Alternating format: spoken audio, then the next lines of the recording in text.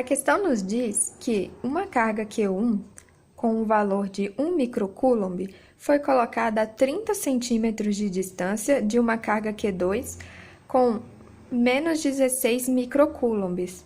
E ela pede para a gente encontrar em qual ponto nessa reta tracejada aqui o vetor campo elétrico é nulo, porque essas cargas vão ter linhas de influência do campo elétrico aqui, e a soma delas em algum ponto aqui vai ser nula.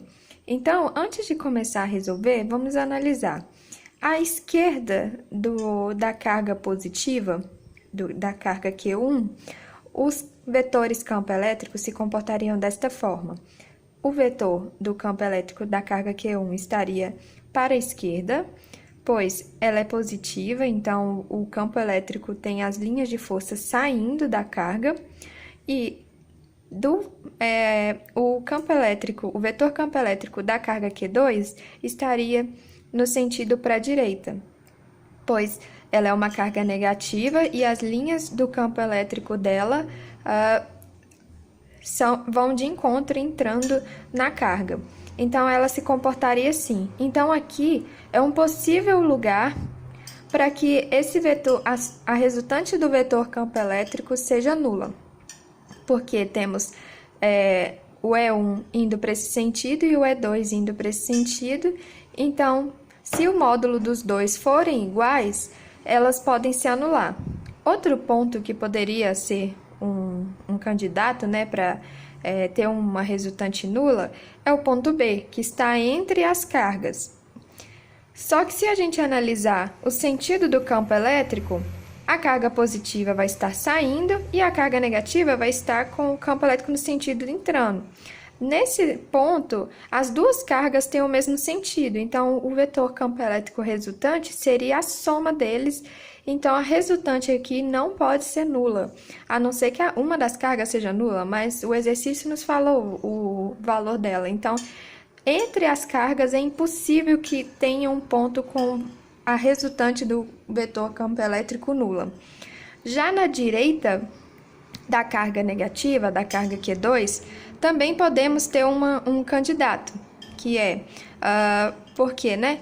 Porque o vetor campo elétrico da carga positiva estaria indo para a direita, né? Está saindo da carga, e o vetor campo elétrico da carga negativa estaria indo para a esquerda, entrando para a carga.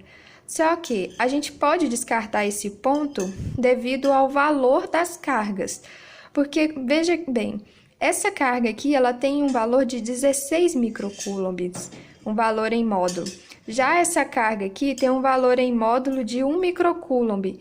E esse ponto ele vai estar muito mais próximo da carga com maior carga e muito mais distante da carga com menor carga. Então, como o campo elétrico ele é inversamente proporcional ao quadrado da distância, na medida em que o ponto vai ficando distante da carga com menor módulo, esse valor do campo elétrico dele vai ficando menor ainda, só que aqui é maior por estar mais próximo da carga negativa. Então, a gente já consegue deduzir que vai ser impossível que na direita da carga negativa tenha um vetor nulo. Já aqui é possível porque está mais próximo da menor carga e mais distante da maior carga. Então, aqui é um forte candidato. Então, vamos analisar o ponto A. No ponto A, eu vou falar que a distância dele da carga Q1 é D, e a gente vai analisar os módulos. Os módulos deles têm que ser iguais para que eles se anulem, né? Já que eles têm sentidos opostos, o vetor campo elétrico vai ser nulo aqui se o módulo deles forem iguais. Então, o campo elétrico de 1 é igual a KQ1 sobre a distância da carga 1, que é D ao quadrado, vai ter que ser igual a KQ2 sobre a distância da carga 2, que é D mais 0,3 ao quadrado. Substituindo o valor das cargas, né, aqui a gente pode cancelar a constante, vai ficar 1 vezes 10 a menos 6 sobre D ao quadrado, vai ser igual a 16 vezes 10 a menos 6 sobre D mais 0,3 ao quadrado. Cancela também o 10 a menos 6. Aqui fica 16, se você multiplicar cruzado, né? vai dar 16D ao quadrado, é igual a D mais 0,3 ao quadrado. Fazendo o desenvolvimento, né, dessa fatoração, vai ficar 16D ao quadrado é igual a D ao quadrado mais 0,6D mais 0,09. E passando D ao quadrado para cá e os outros valores também, vai ficar 15D ao quadrado menos 0,6D menos 0,09 é igual a zero. Calculando o delta, a gente chega aqui a 5,76 e a distância ela fica igual a 0,6 mais ou menos raiz do delta, que é 2,4, sobre 2A, que é 30. Disso a gente chega em duas raízes, uma que é 0,1 e outra que é menos 0,06. Essa daqui não convém porque ela é negativa e a gente quer o valor positivo para a distância. Então, a distância vai ser cerca de 10 centímetros.